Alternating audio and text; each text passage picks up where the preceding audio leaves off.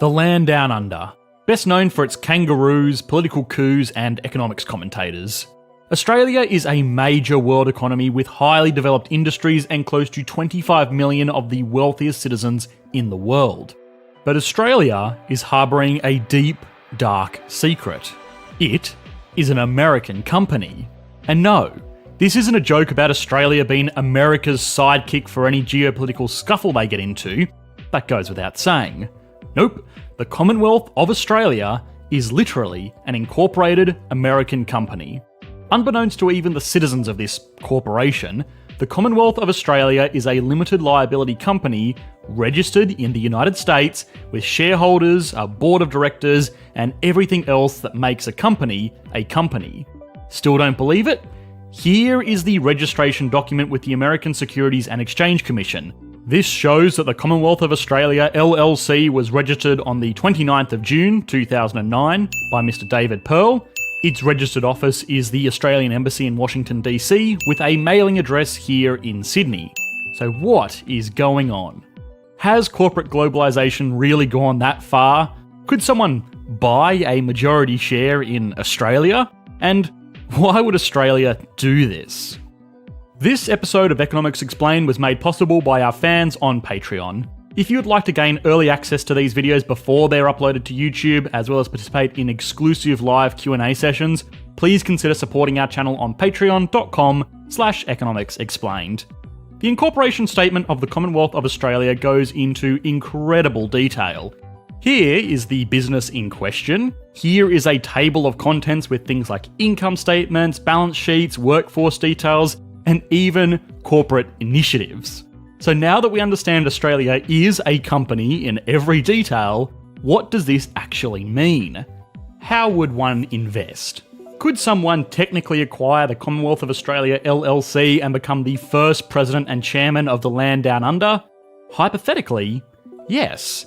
In reality, however, this company is owned entirely by the Treasury Department of Australia, and the shares are not listed on any public stock exchange, and none have even been sold. Making matters even more confusing, the Treasury Department of Australia is an institution of the Commonwealth of Australia.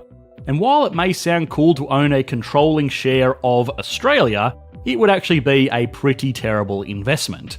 To understand why, you need to understand its constitution. No, not the American Constitution or the Australian Constitution, but rather its corporate constitution. Very simply, a corporate constitution is very similar to a nation's constitution.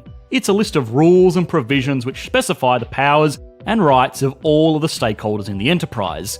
Every registered company has one, whether it be your local corner store or a public company like Apple, Amazon, or Microsoft. Corporate constitutions also list the rules that the company must adhere to outside of the standard state-mandated legal requirements. These rules typically pertain to how many shares are created, when directorship meetings are conducted, and what the company's primary business will be. It's fairly mundane stuff to say the least, which is probably to be expected since expensive corporate lawyers are usually the only ones that are deciphering these complex documents anyway. But the corporate constitution of the Commonwealth of Australia has a peculiar clause, which specifically forbids the company from raising revenue from or distributing revenue to shareholders. In plain English, that means that you are not allowed to buy shares in Australia LLC, and even if you are gifted shares, you can never sell them or receive dividends from them.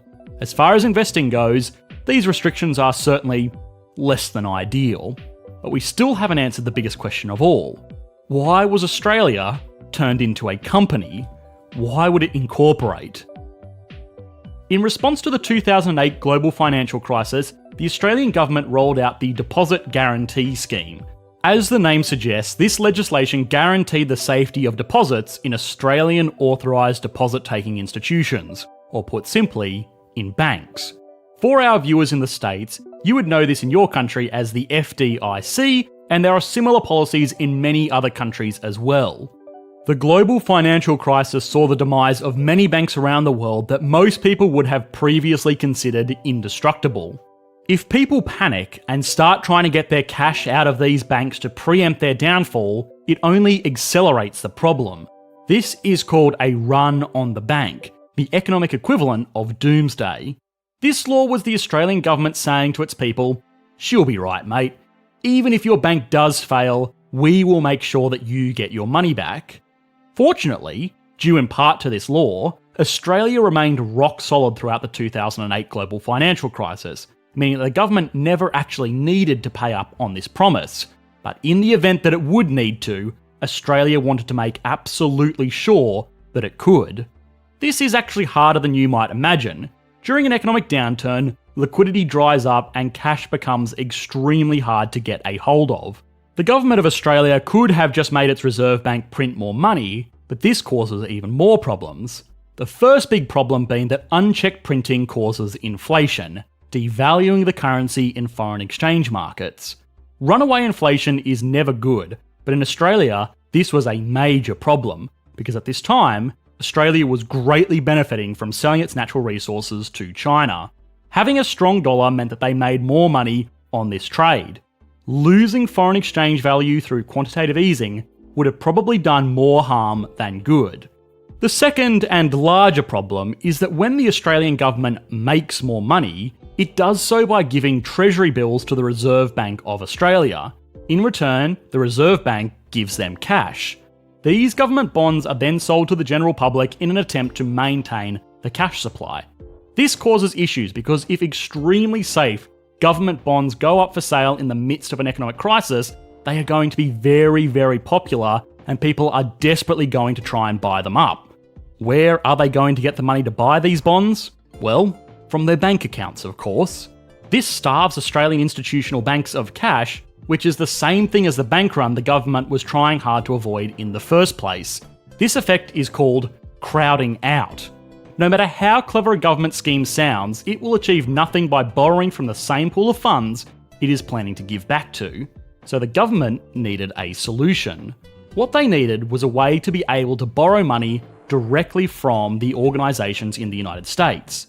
The US at this time was not doing well, but it was still home to a much larger capital market than Australia. Australia could not go to American institutions directly, especially not in the middle of a global financial crisis. Institutions wouldn't invest in the country because there was nothing to stop them from changing their own laws to say, "We don't need to pay this back now." Investors in the United States want to know what they are investing in has rules, like the rules that are listed in the corporate constitution. Australia solved all of these issues by incorporating itself. It formed a registered company in the name of the Commonwealth of Australia with the financial backing of the Treasury Department of Australia. The corporate registration statement effectively lists all of the reasons why people should invest in Australia through this corporation. It details the country's credit rating, workforce, tax revenue streams, and makes sure potential investors know that this company is Australia.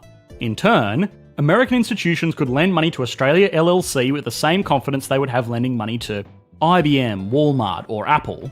Now, this corporation was never used because the Commonwealth of Australia did not need to raise this money. To date, no authorised deposit guarantee payout has ever been made because no bank has gone under in Australia since the measure was put in place. But if it had been used, the types of institutions lending this money would be pension funds, insurance companies, and sovereign wealth funds. The types of institutions that like having a registered company regulated by the SEC to do business with.